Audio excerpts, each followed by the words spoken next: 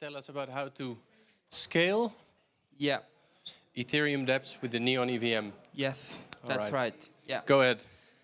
So I'm gonna start with a few questions. So how many of you here use EVM frequently? Let's say weekly or monthly? No one? Yeah. Okay. And how many of you use Solana frequently? Not many. Yeah. Yeah, I guess so. So as developers, are there any dApp developers here? Yeah.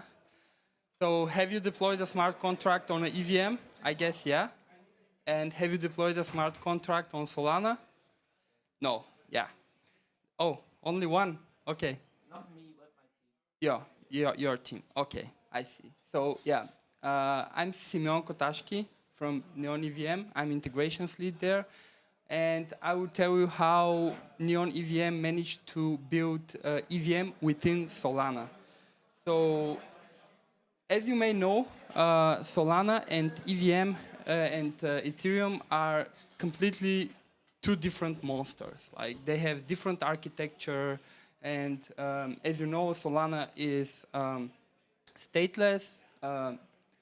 Ethereum is a stateful machine, and but Solana has some benefits like parallel execution, low gas fees. It scales really, really good. But on the other side, as we have seen, a lot of developers, as of course, I'm also a Solidity developer. I've never deployed anything on Solana because the worst nightmare for developers are changing their stack, right? Like you're comfortable with Hardhat, Truffle, Foundry, like all of your setup, and you just don't want to learn new blockchain mechanics, change your stack for just one project, or rewrite like the whole project just from scratch, just to migrate to a new blockchain. And from Neon EVM, we tried to bring the both worlds together, and we built EVM inside Solana. It's not like a simple sidechain or L2. It's built within Solana, and we're going to see how. So here are the key components and the key infrastructure of Neon EVM in a nutshell. So let's say we have front end like a dApp user. So we have the Neon proxy, and we have the Neon EVM. So what does the Neon proxy do? Basically, the Neon proxy provides an Ethereum-like RPC interface. So in terms of users, you can just change your MetaMask network to use our RPC, and as a developer, is the same. You use Hardhat, you just define a new network there with our RPC node, or it's not only our, anyone probably can run RPC node. And what does the RPC does? It wraps the Ethereum-like transaction into Solana. And the last component is our Neon EVM. So I'm not sure if you know, but Solana is very scalable, and also it's a very scalable storage layer. So for each account, you can store up to 10 megabytes of data. And yeah, it's astonishing. And we managed to port the EVM inside one Solana smart contract that executes all the EVM opcodes and abstracts away all Solana complexity. So yeah, this is what a classical Solana program looks like.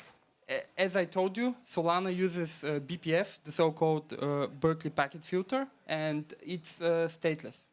So it means that here we have one Solana program, and in order to have storage, the Solana program creates different data accounts which represent its storage. And imagine it as a simple file system. So you have two types of files. You have a file that can be executable, that is the actual program, and you have files that are not executable that contain the data.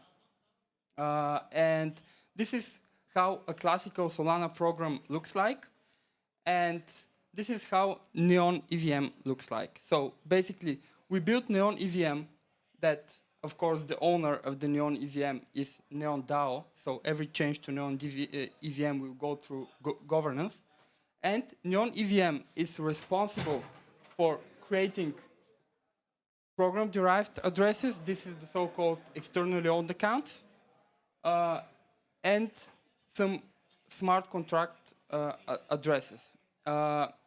Inside the contract, for example, inside the data, we wrap this Ethereum-like metadata that we need, like address, nonce, balance, and EVM bytecode. And inside the externally owned accounts, we have the metadata that's needed for the externally owned account, of course, like nonce, again, balance, address, and so on.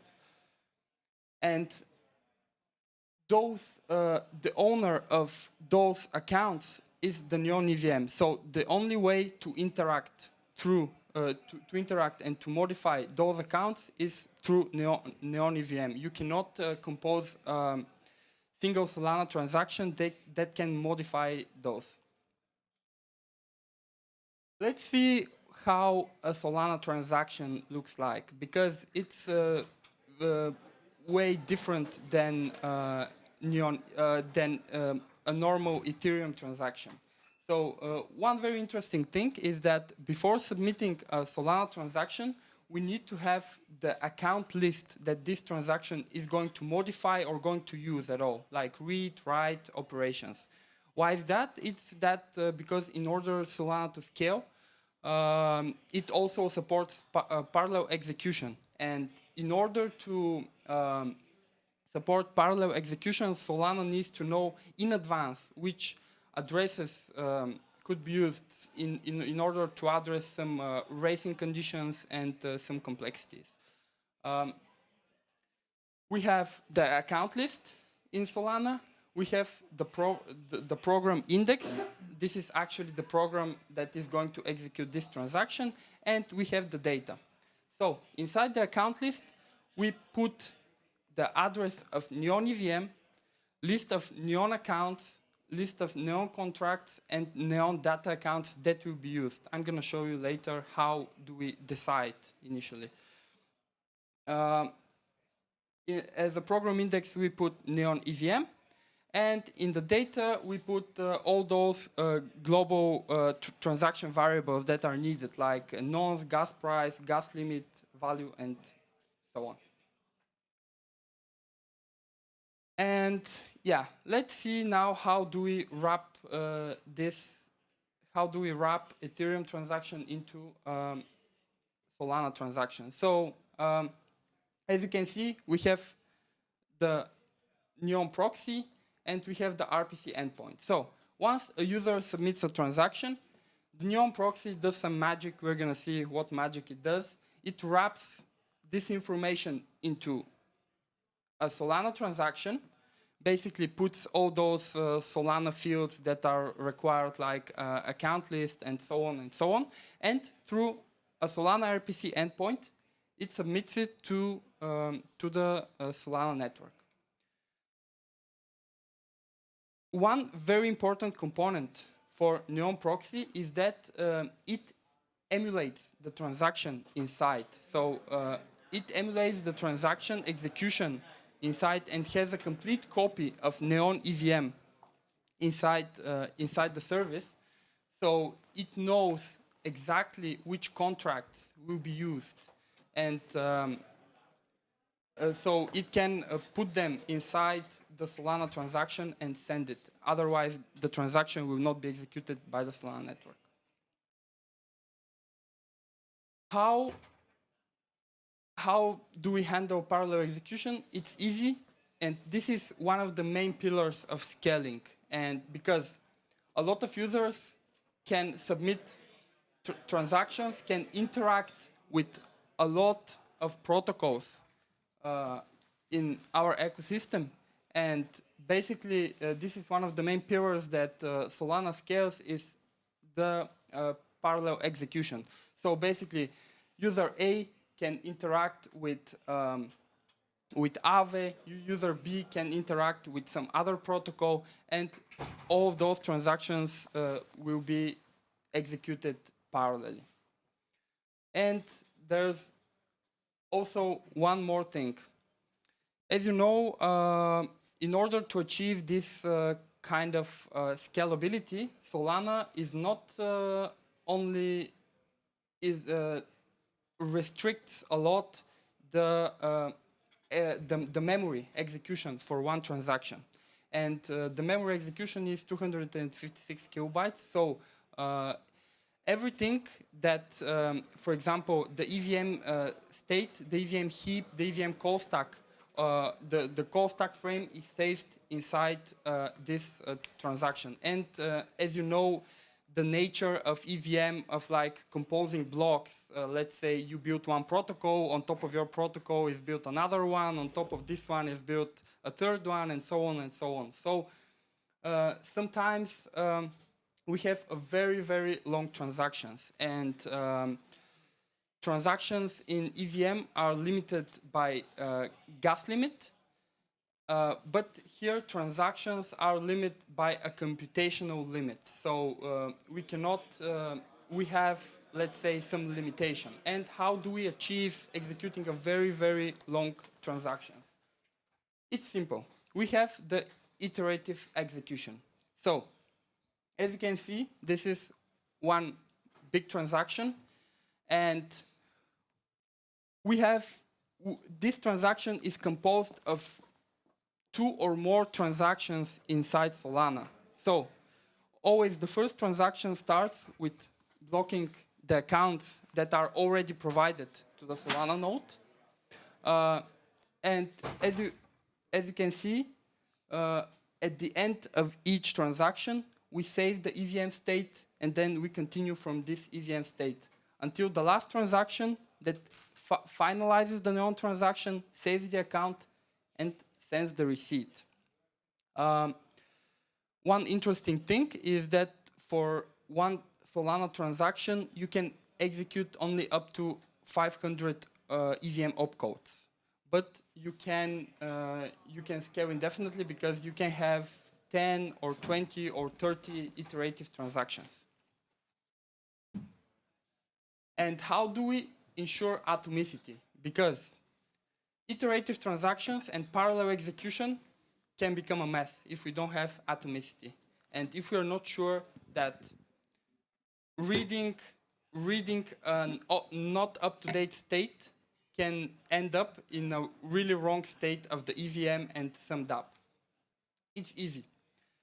It's very easy because initially we block those accounts that we are going to modify or to read some state from them. And if another transaction that is starting through parallel execution tries to read or write on those accounts, it gets failed. And it needs to be resubmitted. It goes back into the mempool and gets resubmitted again.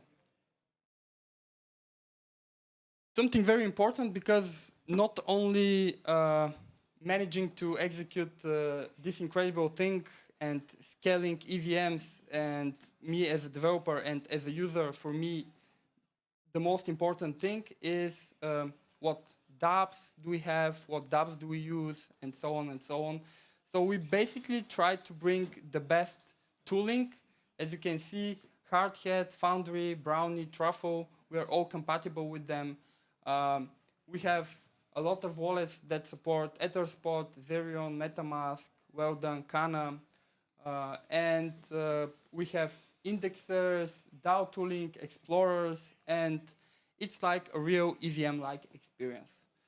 So I'm having also a workshop. I'm going to be showcasing how we can deploy different contracts on, let's say, Ethereum EVM chain and on Neon EVM, and how easy it is to change between both EVMs. And also, one more really important thing I forgot to mention you about that. Because Neon EVM is not a sidechain and is not an L2, you can directly natively use Solana liquidity inside Neon EVM. Because you can directly call through Neon EVM, you can directly call like the Metaplex contract, which is basically the Solana registry for token metadata. And you can basically wrap Solana tokens into EVM very seamlessly and natively. And you can use this liquidity in your dApps, for example. That's basically it. Thank you, guys. If you have any questions.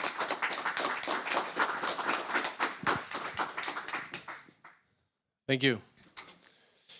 Do we have any questions? Yes, so when we when we make a transaction in EVM, we eventually don't know which account it will change, which account it will touch.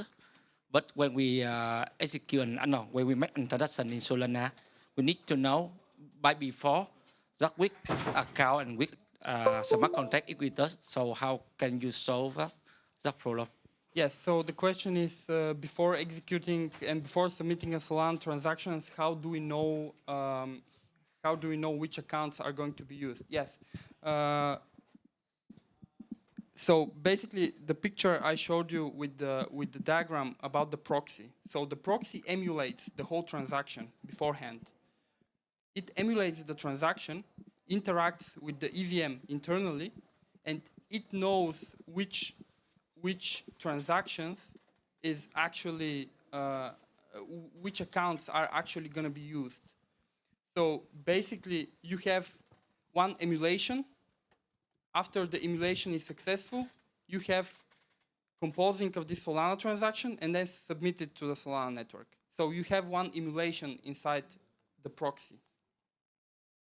But the problem is that when there will be other transactions that will change the state and maybe change eventually the account that you need to go.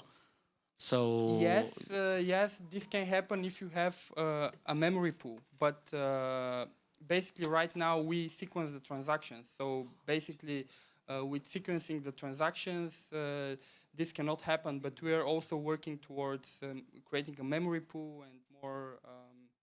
So on centralized sequencer by events. Okay, thank you.